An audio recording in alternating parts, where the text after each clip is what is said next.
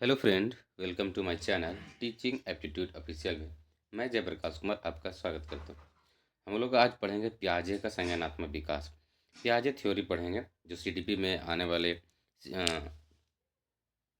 CTET में question हमेशा ये इससे थ्योरी से आता है। तो चलिए हम लोग बिना समय गवाए हम लोग डिस्कस करते हैं। पियाजे थ्योरी क्या, इन्होंने क्या क्या बताया। जिन जिन पियाजे जिन पियाजे स्विस वैज्ञानिक थे। क्या थे? एक वैज्ञानिक जिन्होंने बच्चों के संज्ञानात्मक विकास पर, जैसे कॉग्निटिव डेवलपमेंट पर गहन अध्ययन किया। उन्होंने बच्चों पर कॉग्निटिव डेवलपमेंट पर गहनतापूर्वक अध्ययन किया। उनका मानना था कि उनका मानना था उनका मानना था कि बच्चे केवल ज्ञान ग्रहण करने वाला नहीं है, बल्कि सक्रिय रूप से ज्ञान करने निर्माण करता है। उन्होंने कहा था कि बच्चे केवल ज्ञान ग्रहण करने वाला नहीं है, बल्कि वो सक्रिय रूप से ज्ञान को अर्जित करने वाला, निर्माण करने वाला है, जिसे हम एक्टिव कंस्ट्रक्टर ऑफ नॉलेज कहते हैं। ठीक है। जैसे देखिए, कोई बच्चे को आप इन्होंने कहा था कि बच्चा अपने आप सीखता नहीं है। बच्चा कुछ गलत करके उन्हें जिन पियाजे ने बच्चे को नन्हा वैज्ञानिक के रूप में उन्होंने दिया। तो जीन पियाजे की मुख्य बातें हम लोग जानेंगे क्या क्या। की फीचर्स ऑफ पियाजे थ्योरीज। पहला हमारा है बुद्धि। बुद्धि एक सक्रिय गतिशील प्रक्रिया है। उन्होंने पहले दिया, क्या दिया? बुद्धि एक सक्रिय रूप से गतिशील प्रक्रिया है। इसमें कहा कि बच्चा केवल जानकारी सुनता या रटता नहीं है, बल्कि वह अनुभव अनुभव नया आकार कंस्ट्रक्ट देता है। उन्होंने कहा कि बच्चा सिर्फ सुनता नहीं है, बच्चा केवल जानकारी सुनता नहीं है, रटता नहीं है, बल्कि वह अनुभवों को नया आकार देता है। वो नया आकार देने का कार्य करता है। इस प्रक्रिया को कंस्ट्रक्टिविज्म कहा जाता है। क्या कहा जाता है? कंस्ट्रक्टिविज्म कहते हैं इसे। आगे देखेंगे हम लोग। दूसरा है बच्चों की गलतियों को मूल्यवान समझा। इन्होंने बच्चों को गलतियों को मूल्यवान समझा। क्यों समझा? क्योंकि जब बच्चा गलती करता है तो उसे सीखने की मौका मिलती है। ठीक है। जैसे पहला पियाजे ने मानते हैं कि बच्चों की गलतियाँ उनके सोचने ढंग को समझने के साधन हैं। ठीक है। उन्होंने कहा कि बच्चे की गलतियाँ उनके सोचने समझने की साधन होती है। दूसरा क्या है कि शिक्षक को गलतियों को केवल दोष ना मानकर सीखने का अवसर समझना चाहिए। शिक्षक को गलती जो बच्चा जब शिक्षक के सामने है, जो बच्चा गलती कर रहा है, उसे दोष ना मानकर उसे एक अवसर समझना चाहिए कि बच्चा क्या, कोई बच्चा कैसे सीखेगा? जब गलती नहीं करेगा तो सीखेगा कैसे? जब उस विषय में रुचि नहीं ले रहा है तो कैसे जानेगा कि ये इससे करने से ये होता है, ये करने से ये प्रतिक्रिया आती है। तो बच्चा अगर गलती करे तो उसे दोष ना मानकर इसे सीखने का अवसर समझना चाहिए, उन्होंने कहा। तीसरा हमारा है सोच की संरचना समय के साथ बदलती है। सही बात है। सोच की संरचना है कि समय के साथ हमेशा बदलती रहती है और बदलनी ही चाहिए। बच्चा जब नया ज्ञान अर्जित करता है तो वह पहले से मौजूद ज्ञान संरचना पर आधारित होता है। सही बात है। जब बच्चा कक्षा में जाता है तो अपनी कुछ ज्ञान लेके जाती है, मातृभाषा को जानता है या कुछ ना कुछ घर से सीखी हुई रहती है। उसके बाद वो क्लास या स्कूल में जाते हैं। फोर्थ हमारा क्या क्या है इसमें? विकास सॉरी, उन्होंने कहा कि विकास विकास बराबर जीव विज्ञान प्लस अनुभव। विकास क्या है? जीव विज्ञान तथा अनुभव है। विकास कैसे होता है? बायोलॉजिकल मेचुरेशन से होता है, ना अनुभव एक्सपीरियंस से, बल्कि दोनों को कार्य में होने से होता है। विकास केवल बायोलॉजिकल मेचुरेशन से नहीं होता है, जैविक परिपक्वता से नहीं होता है, बल्कि एक्सपीरियंस के भी द्वारा होती है। ये दोनों मिलकर ही बच्चों का विकास करती है। कैसे? तो विकास न तो केवल जैविक परिपक्वता है से होता है, ना केवल अनुभव से होता है, बल्कि दोनों मिलकर ये कार्य करने से विकास होता है। अगला है हमारा है बच्चा बच्चा वातावरण के अनुसार अपनी मानसिक संरचनाएं बनाता और बदलता है। ठीक है। पियाजे के अनुसार जैविक परिवर्तन जैविक परिवर्तनों का क्रमिक विकास है। क्या है? क्रमिक विकास जो अनुवांशिक रूप से पूर्व नियोजित होता है उसे है परिपक्वता कहते हैं या मेचुरेशन कहते हैं। अगला हमारा है स्कीमा। ये बहुत हमेशा ये क्वेश्चन आता है सीटेट में, स्कीमा क्या होते हैं। तो हम लोग समझें कि स्कीमा क्या होता है।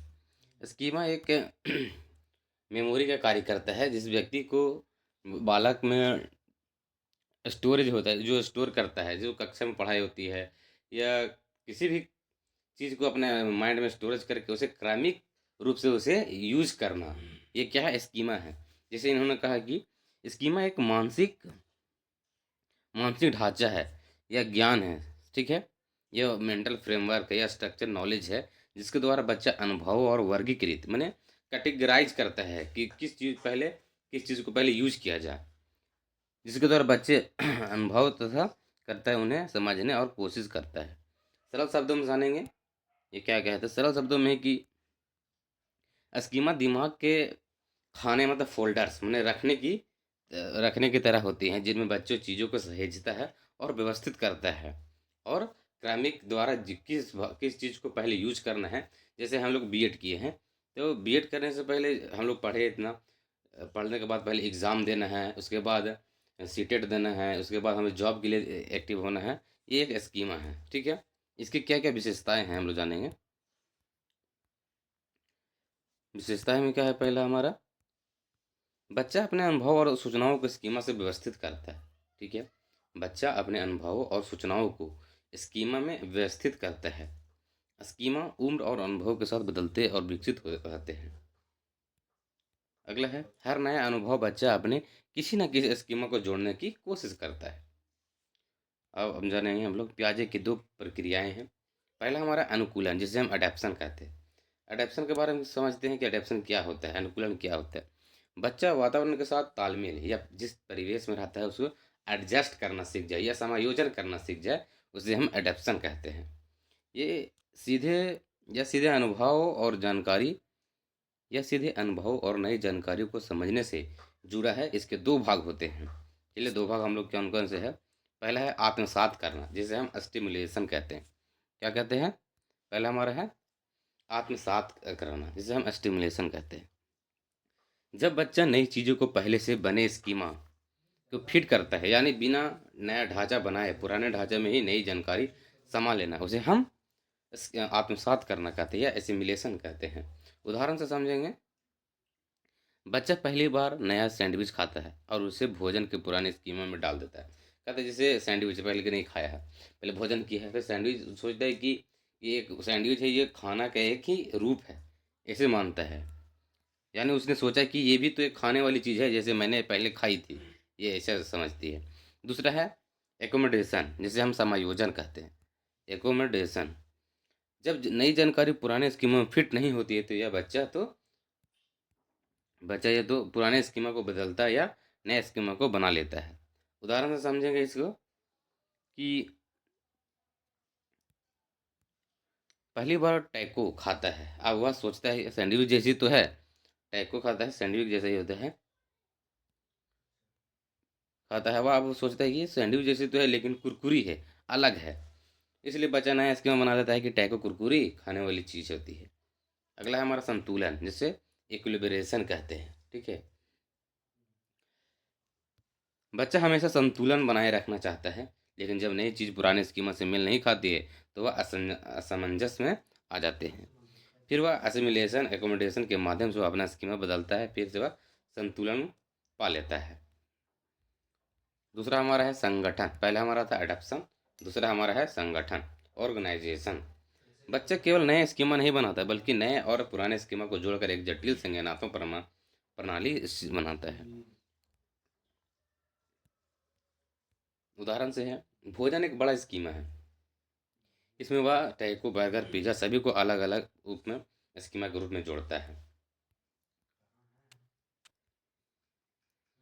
जैसे एसिमिलेशन हुआ, इक्विलिब्रेशन हुआ, न्यू सिचुएशन, डिसिप्लिरियम और एकोमोडेशन। अगला है main stage of cognitive development. उन्होंने पियाजे ने क्या क्या दिया, उन्होंने चार थ्योरी उन्होंने बताया। पहला क्या क्या है, सेंसरी मोटर स्टेज, जिसे संवेगात्मक अवस्था कहते हैं। ये जन्म से 2 वर्ष तक होती है, जन्म से 2 वर्ष तक होती है। पहला क्या है, सेंसरी मोटर। पियाजे ने 4 प्रकार की थ्योरी दी है इन्होंने। बच्चे किस तरह से अपना डेवलप करता है, अपना विकास करता है, तो 4 तरह से उन्होंने समझाया। पहला सेंसरी मोटर, दूसरा है pre practical pre operational stage. Pre operational stage है जैसे 2 से 7 वर्ष तक है, जिसे हम सक्रियात्मक अवस्था कहते हैं, संवेगात्मक गामक अवस्था कहते हैं पहला। तीसरा है कंक्रीट ऑपरेशनल स्टेज कहते हैं, जो 7 से 11 वर्ष तक होता है, जिसे हम मूर्त संक्रियात्मक अवस्था भी कहते हैं। चौथा है हमारा फॉर्मल ऑपरेशनल स्टेज, जिसे औपचारिक संक्रियात्मक अवस्था कहते हैं। पहला क्या क्या था हमारा सेंसरी मोटर स्टेज था, दूसरा है प्री ऑपरेशनल स्टेज है, 3 हमारा है कंक्रीट ऑपरेशनल स्टेज है, और 4th है फॉर्मल ऑपरेशनल स्टेज है। तो चलिए हम लोग इसे डिस्कस करेंगे। सेंसरी मोटर है, इसमें दिखा हुआ है सेंसरी है, मोटर स्टेज है, प्री ऑपरेशनल स्टेज है, 4th है कंक्रीट स्टेज है, और 4th है फॉर्मल ऑपरेशनल स्टेज है। तो हम लोग समझेंगे पहला क्या है सेंसरी मोटर स्टेज, क्या बोलते हैं।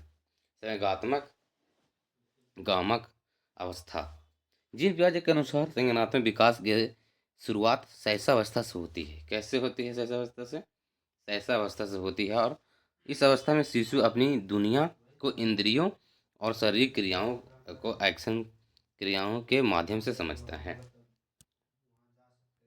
पियाजे ने इसे 6 सब स्टेज में से बांटा है। ठीक है, उप अवस्था में इन्होंने 6 सेंसरी मोटर में कितने स्टेज है? 6 स्टेज है, 6 स्टेज में बांटा है इन्होंने। कौन? जीन पियाजे ने। देखेंगे पहला हमारा है सिंपल रिफ्लेक्स, जिसे सरल प्रतिवर्ती कहते हैं। जन्म से 1 माह तक शिशु मुख्य प्रतिवर्ती व्यवहार करता है, जैसे चूसना पकड़ना करता है, जिससे धीरे धीरे क्रियाओं बिना सीधे उत्तेजना के भी होने लगती है। उदाहरण, जब बोतल ना होने पर भी मुंह चूसने जैसी हरकत करता है। जिन पियाजे ने पहला क्या दिया था? उन्होंने 4 दिया, sensory motor, pre operational motor, 3 है कंक्रीट है, और 4th हमारा है फॉर्मल ऑपरेशनल है। पहला हमारा है सेंसरी मोटर में इन्होंने 6 स्टेज दिया। उन्होंने पहला हमारा उसमें है सिंपल रिफ्लेक्स स्टेज में उन्होंने कहा कि जन्म से 1 माह तक जब बच्चा इसमें क्या क्या प्रतिक्रियाएं करते हैं, तो जैसे बिहेवियर करता है, जैसे चूसना पकड़ना, जैसे ग्रैफिक करना, धीरे धीरे उस स्टिमुलेस भी होने लगती है।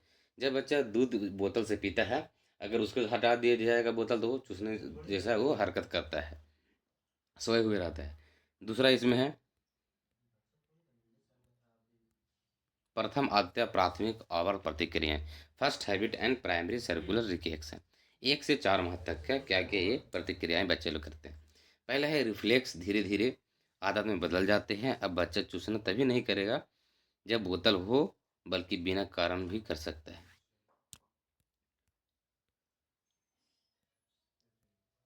दिया है प्राथमिक आवर्त प्रतिक्रिया, प्राइमरी सर्कुलर रिएक्शन, बच्चे किसी घटना को जो संयोग से हुई दोहराने लगता है। उदाहरण से समझेंगे कि बच्चा अलग अलग तरीके से मुंह खोलना सीखता है, चम्मच और निप्पल के लिए अलग। तीसरा हमारा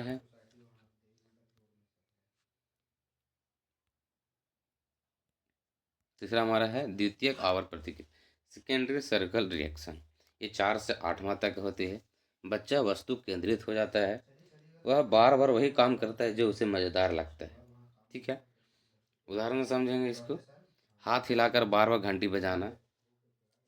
4th हमारा है द्वितीयक प्रतिक्रियाओं का समन्वय, coordination coordination of secondary circular reaction. ये 8 से 12 माह तक की होती है। इसमें क्या होता है, शिशु आई हैंड कोऑर्डिनेशन विकसित करता है, उद्देश्यपूर्ण व्यवहार करता है, यानी ये कार्य लक्ष्य प्राप्त करने के लिए होता है।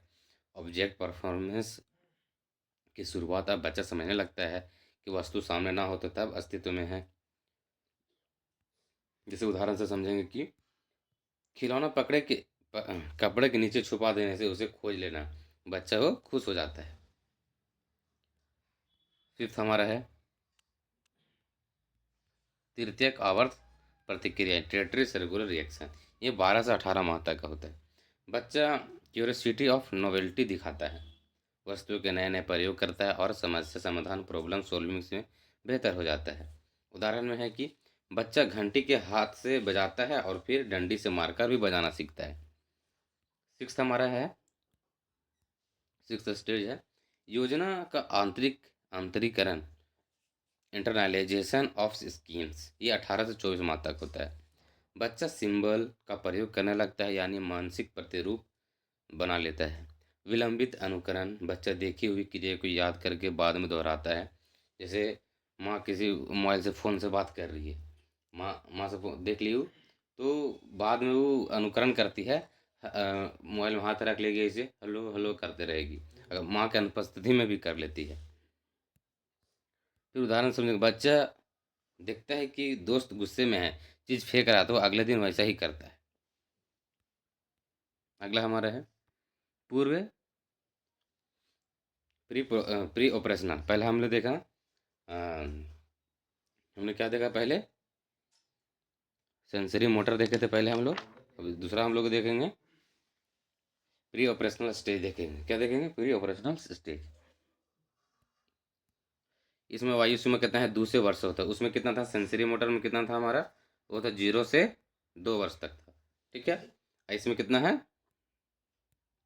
2 से 7 वर्ष तक हमारा, इसमें किसमें, प्री ऑपरेशनल स्टेज में। इस अवस्था में क्या होता है, इस अवस्था में बच्चा अभी मानसिक संक्रियाएं करने में सक्षम नहीं होता है, लेकिन वह प्रतीकों को, सिंबल को, वर्ड को, वर्ड और चित्रों को इमेज के माध्यम से वस्तु और घटनाओं को प्रतिनिधित्व करना सीख जाता है। यह संक्रमण काल है, स्टेज है, जहाँ बच्चा व्यवहारिक अनुभव को मानसिक रूप में पुनर्निर्मित करना शुरू कर देता है। इसका मुख्य उपलब्धि क्या है, मेजर मेजर अचीवमेंट क्या है इसमें, प्रतीकात्मक क्षमता है, सिंबॉलिक एबिलिटी कहते हैं। बच्चा वस्तुओं और अनुभवों को प्रतीक से व्यक्त करने लगता है। उदाहरण से समझेंगे, बच्चा संतरा खाकर अगले दिन बता सकता है कि उसने क्या खाया है, ठीक है। वो सिंबल कर देते, A for apple, B for ball, जैसे हम लोग पढ़ाते हैं तो सिंबॉलिक माइंड में याद हो जाता है। अगर कुछ बच्चे को एप्पल दिए खाने, संतरा खाने के लिए दिए, और कल उससे पूछा जाए कि तुम्हें क्या खाया था कल, तो बोलेगा संतरा, ठीक है। अगला देखेंगे हम लोग प्री ऑपरेशनल स्टेज की दो सब स्टेज है। पहला सिंबॉलिक है, पहला सिंबॉलिक है, सिंबॉलिक फंक्शन स्टेज है, जिसे हम प्रतीकात्मक कार्य अवस्था कहते हैं। और दूसरा हमारा है सहज विचार, जो इंस्टीट्यूट थॉट ऑफ सब स्टेज कहते हैं। पहले हम लोग देखेंगे सिंबॉलिक क्या होता है।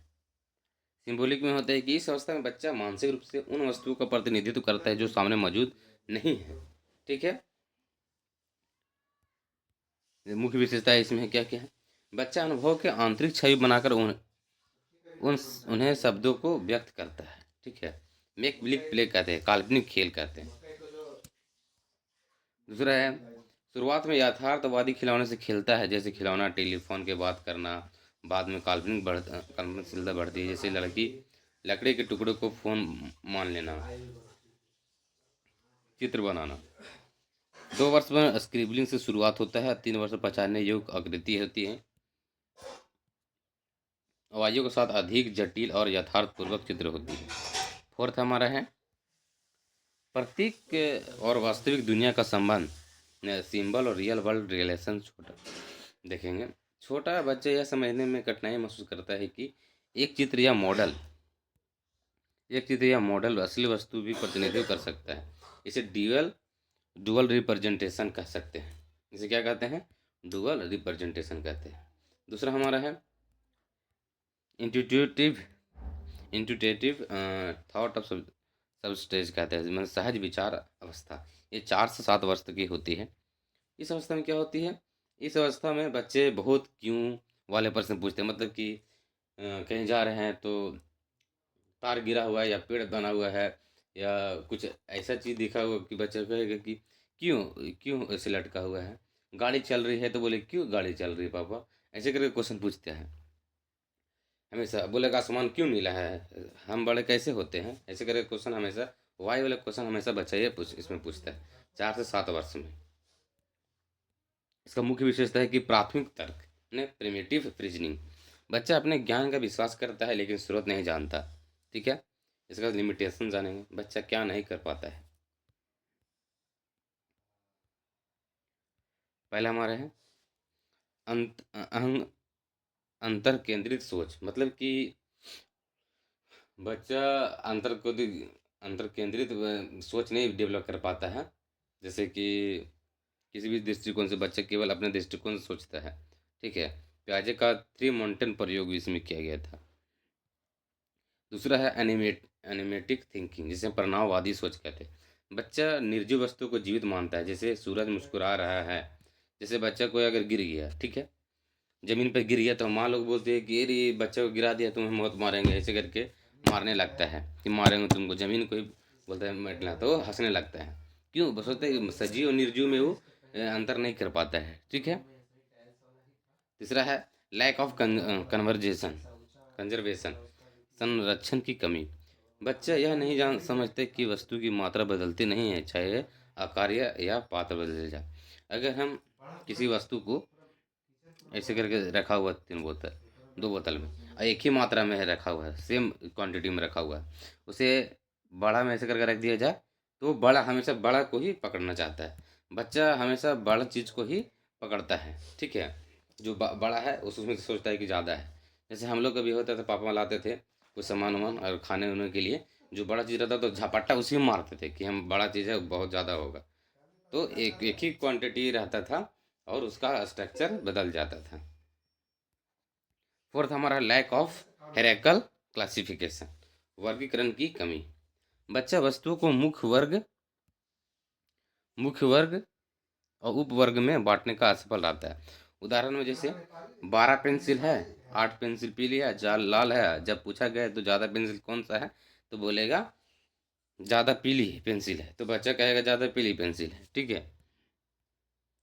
तीसरा हमारा है कंक्रीट। पहला हमारा क्या था? सेंसरी मोटर था। दूसरा क्या हुआ? प्री ऑपरेशनल स्टेज हुआ। सेंसरी मोटर कितना से वर्ष का है? तो 0 से 2 वर्ष का है। और प्री ऑपरेशनल स्टेज कितना का है? 2 से 7 वर्ष का है। ऑपरेशनल कंक्रीट ऑपरेशनल स्टेज कितना साल का होता है ये बता? 7 से 11 वर्ष की होती है। कंक्रीट कितना का होता है? 7 से 11 वर्षों की होता है। चलिए इसको समझते हैं। यह अवस्था बच्चे के संज्ञानात्मक विकास में एक महत्वपूर्ण टर्निंग पॉइंट मानी जाती है। ठीक है। इस अवस्था में बच्चे इस अवस्था में बच्चों का चिंतन पहले की अवस्था की तुलना में अधिक तार्किक और लॉजिकल और फ्लेक्सिबल और संगठित हो जाता है। लेकिन ये क्षमताएं केवल मूर्त और प्रत्यक्ष रूप से देखी जा सकने वाली चीज़ों तक सीमित रहती है। अमूर्त विचारों का भी अभी कमजोरी रहती है। इसका मुख्य उपलब्धियां जानेंगे। मेजर अचीवमेंट क्या है इसमें? किसमें? तो कंक्रीट में जानेंगे। इसमें कंक्रीट ऑपरेशनल स्टेज, इसे 7 वर्ष से 11 वर्ष की बात होती है। समझेंगे क्या है पहला हमारा कंजर्वेशन, जिसे हम संरक्षण क्षमता कहते हैं। क्या कहते हैं? कंजर्वेशन। बच्चा अब यह समझ पाता है कि किसी वस्तु की मात्रा, द्रव्यमान, आयतन आदि समान ही रहती है, चाहे उसका आकार या रूप क्यों न बदल जाए। इसमें 2 महत्वपूर्ण प्रतिक्रियाएं शामिल होती है। पहला है डिसेंट्रेशन, जिसे द्विकेंद्रण कहते हैं। बच्चा एक समय वस्तु को एक से अधिक पहलुओं पर ध्यान दे सकता है, जैसे कि चौड़ाई और ऊंचाई दोनों एक है, ऐसे समझता है।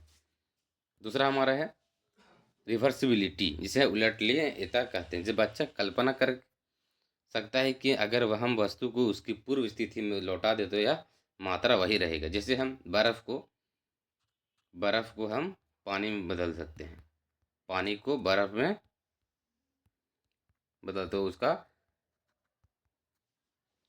क्वांटिटी सेम ही रहता है। ठीक है। संरक्षण सामान्यतः एक क्रम में विकसित होता है। संख्या, लंबाई, मात्रा, द्रव्यमान, क्षेत्रफल, भार, आयतन। ठीक है। हेराइकल क्लासिफिकेशन, पदानुक्रमित वर्गीकरण। इसमें क्या होता है? बच्चा अब वस्तुओं को श्रेणियों और उप श्रेणियों में व्यवस्थित कर सकता है। यदि उदाहरण समझेंगे, यदि 8 पीली पेंसिल है, 4 लाल पेंसिल दिखाया जाता है, पूछा जाए कौन ज़्यादा है, तो पीली पेंसिल या पेंसिल, तो बच्चा सही उत्तर देगा कि पेंसिल ज़्यादा है, क्योंकि दोनों ही पेंसिल की श्रेणी में आते हैं। ठीक है। वे फैमिली ट्रीज जैसे आरेख भी समझ पाते हैं। मैंने फैमिली, दादा कौन है, पापा कौन है, नाना कौन है, और अंकल कौन है, ये सब समझ आती है। सीरिएशन, श्रृंखला, वस्तुओं को किसी माप के अनुसार क्रमबद्ध करने की क्षमता। छोटी बड़ी पेंसिलों में क्रम में लगाना। ट्रांजिटिव इन्फ्रेंस, संक्रमिक अनुमान कहते हैं। अगर ए बी और बी सी, तो बच्चा यह निष्कर्ष निकाल लेगा कि ए सी से बड़ा है।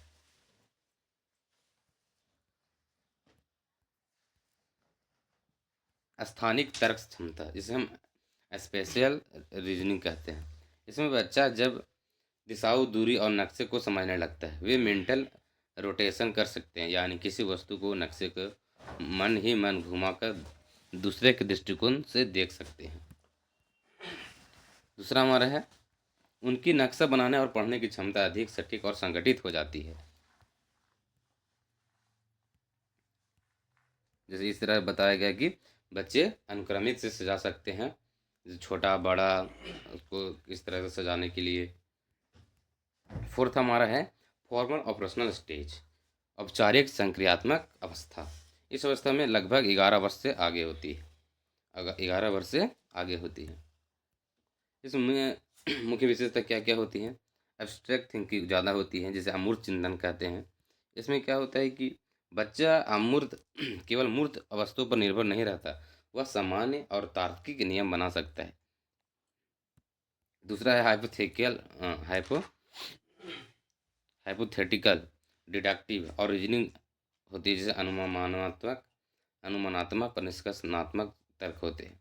बच्चा ट्रायल एंड एरर से नहीं, बल्कि संभावित परिकल्पनाएं से बनते हैं, जैसे पॉसिबल हाइपोथेसिस कहते हैं। फिर एक करके परीक्षण करता है कि कौन सी सही है। पेंडुलम प्रॉब्लम भी इसमें होता है कि बच्चे अलग अलग लंबाई की रस्सियां और भार दिए गए हैं। औपचारिक अवस्था में बच्चा यह निष्कर्ष निकालता है कि रस्सी की लंबाई झूले की गति से प्रभावित करती है। तीसरा में हमारा है प्रोपोजिशनल लॉजिक, जिसे प्रस्तावनात्मक तर्क कहते हैं। बच्चा ऐसे ऐसे कथनों भी तार्किकता समझ सकता है कि जो वास्तविक जीवन से सीधे जुड़ ना हो। उदाहरण से समझेंगे इसको हम, कि उदाहरण से, या तो चिप हरा है या हरा नहीं है, यह कथन हमेशा सत्य है। चिप हरा और हरा नहीं है, इसका मतलब है कि कथन हमेशा असत्य है। नया आत्म केंद्रित वाद के एडोलेसेंट ईगो बोलते हैं, ईगो सेंट्रिज्म भी कह सकते हैं इसे, ईगो सेंट्रिज्म। इसमें क्या होता है कि किशोरावस्था में बच्चा स्वयं के दृष्टिकोण और दूसरों के दृष्टिकोण में फर्क करने में कठिनाई महसूस करता है। डेविड एल्किन के अनुसार इन्होंने 1978 में बताया था, 2 भागों में बताया इन्होंने।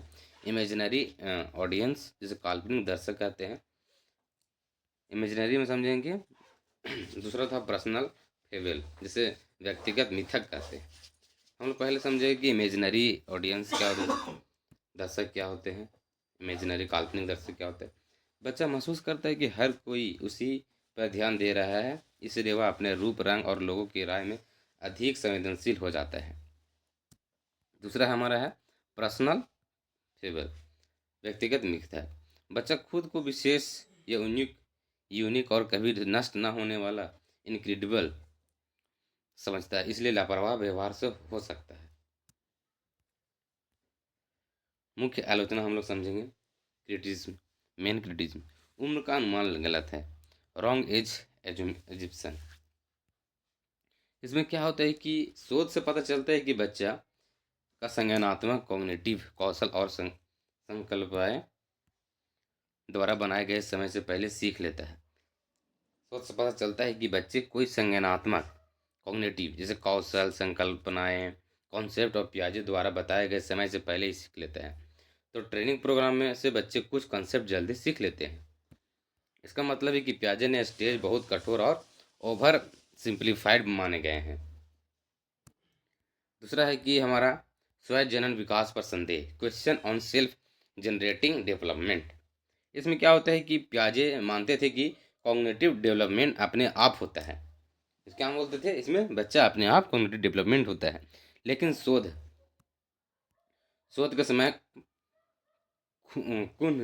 कुन 2008 में बताता है कि बच्चों को कभी कभी बाहरी मार्गदर्शकों की जरूरत होती है, वरना वे जरूरी पहलुओं को पर ध्यान नहीं दे पाते। तीसरा शोध क्या होता है इसमें, लिमिटेशंस ऑफ रिसर्च मेथोडोलॉजी। इसमें पियाजे का काम छोटे सैंपल प्रॉपर और कंट्रोल की कमी है। स्टेटिस्टिकल स्टेटिस्टिकल एनालिसिस की अनुपस्थिति से प्रभावित हुआ है। उनकी ऑब्जर्वेशन की विश्वसनीयता पर सवाल उठे हैं।